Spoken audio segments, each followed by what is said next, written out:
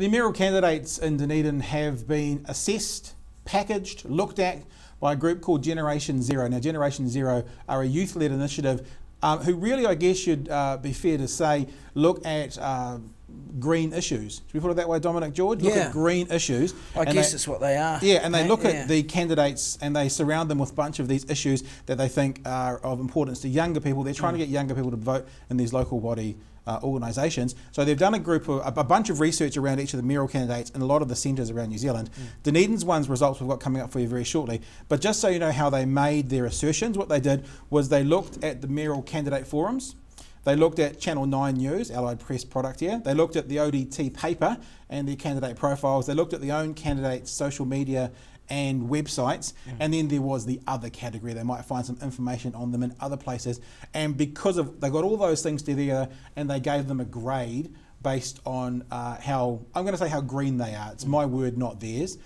It's not an exact science. In fact, Finn Campbell, who was the spokesperson for Generation Zero, he said this. He said, the important message is we want people to talk about their local body election. We put out a value system we think people might be interested in. It's our value system, and we're not surprised people will disagree with it. It's young people trying to engage with young people about politics that has traditionally alienated us. So the alienation is the local body politics, right? So that's what they've done. So we said straight away there might be some people who disagree with us, but right now let's just have a look at the some of the actual ratings for the Dunedin mayoral candidates. Bring up that graphic. Now it's a small thing up the top, but the column across the top, if you can't quite see it on your screen, the columns going down are economic future, then transportation, then climate leadership, then South Dunedin, then political competence. And you can see Dave Cull up there on an A+. You can have a look at all the other candidates yourself as well. The far right column is the general grade, so A+, A+, A minus, BBB. In the next screen, we've got a few guys who haven't done maybe quite so well, a few people with some C pluses and a couple of Ds down the bottom. Now, we'll put a link in the bottom of this video so you can go and have a look yourself at the Generation Zero screen if that wasn't long enough for you to have a good read of it. But some of the candidates aren't that happy. In fact, I've read a little bit from other centres as well, with people saying the Generation Zero assessment is not that accurate, Dom. Let me just look, we'll look at Conrad Stedman, who's one of the participants who didn't get the best rating in the world from Generation Zero. They've said that he is anti-cycleways. But he says, Conrad Stedman says, no, I'm not anti-cycleways, I'm anti, now this is my word, I'm anti-stupid cycleways, meaning South Dunedin where the cycleways got laid and then got torn up, he's anti that, but he quite likes the idea of like St Clair through to the Otago Peninsula. But Generation Zero listed him as anti-cycleways, so, you know, so it's an inexact science. Of course it is, which is what they've said. I mean, you know, look, there's an element of, you know, disingenuousness about the whole thing in saying that.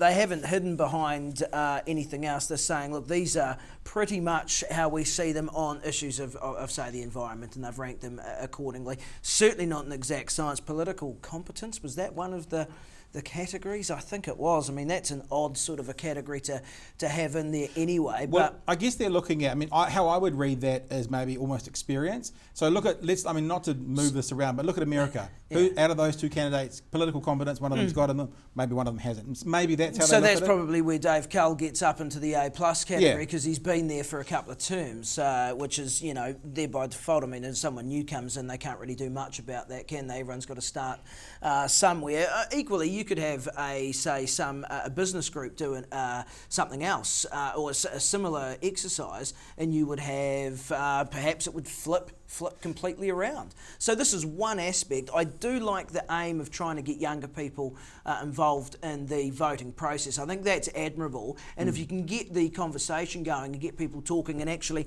looking at the candidates and what they sort of stand for, or at least, you know, go over, canvas a few policy statements, then I don't think that's a bad thing. As I say, really, you take this with a massive pinch of salt, but it's there as one reference point among many others. Yeah, and like they said, I mean, you're talking about young people. They've said blatantly it's young people trying to engage. Yeah, with and that's a good thing, because they look. The stats tell you they don't vote, and that's nigh on a crime in a democratic society like this. You have a say. Therefore, I don't think you can't then, if you don't like the person who gets in and you didn't have your say, then you know you really have no recourse for argument, do you? So the message overall is young people, get out and vote. Everybody get out and vote, but this is specifically aimed at, I guess, the millennials. Get out and vote for your local body politics.